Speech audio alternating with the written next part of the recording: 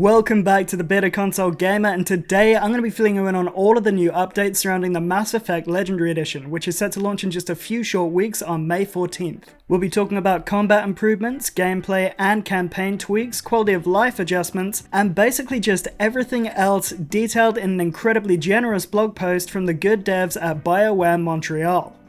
And note, that is 100% wrong, because the Mass Effect Legendary Edition is actually being developed by Bioware in conjunction with support studios Abstraction Games and Blind Squirrel Entertainment. Bioware Montreal got merged with EA Motive after Andromeda. Yeah, it's fine, I'm a professional, I'll probably just reshoot the intro and edit this bit out. As always, if you enjoyed the video, please remember to hit like and subscribe, as we're getting tantalizingly close to hitting the 100 sub point, at which point the evil wizard who trapped me inside your computer screen has promised me that I will be freed. He also said that one of you should buy me the Garrus Vicarian body pillowcase because I need it for research reasons. But back to the video, the new blog post laid out a huge list of improvements and changes coming to the Remaster Trilogy, including sweeping changes that are being made to the series as a whole, but with an emphasis on Mass Effect 1.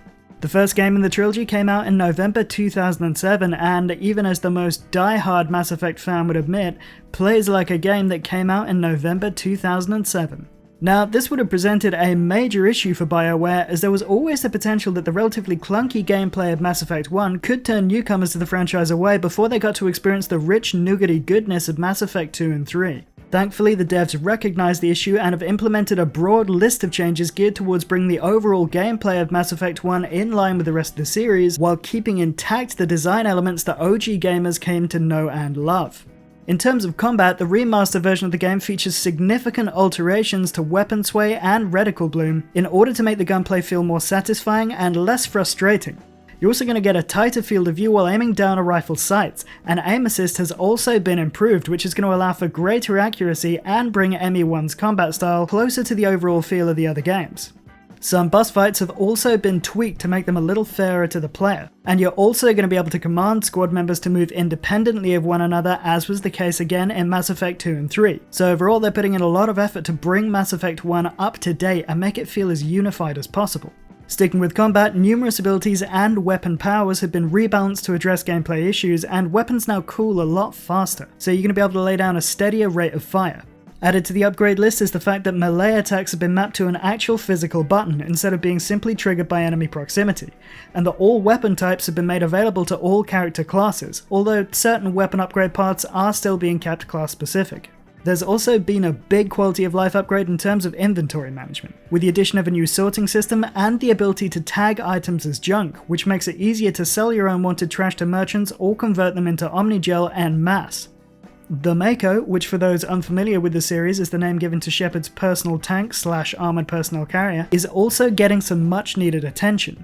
Bioware are tweaking the vehicle to make it heavier and less bouncy, which should make it way easier and more satisfying to drive. The team have also added new thrusters to give it an extra boost of speed and made it so that the shields recharge faster.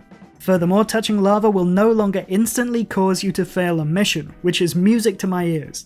And those are just the alterations made to Mass Effect 1. The blog post also listed a ton of important changes that are being made across the series as a whole. This includes the tweaking of the cover mechanic to make it more reliable, and the addition of extra cover to specific encounters to make them more balanced. Character creation has also been unified across all three games, which should make for a more seamless transition between titles. With the Legendary Edition, players have the option of picking from a wider range of options, including skin tones and hairstyles when creating their Commander Shepard.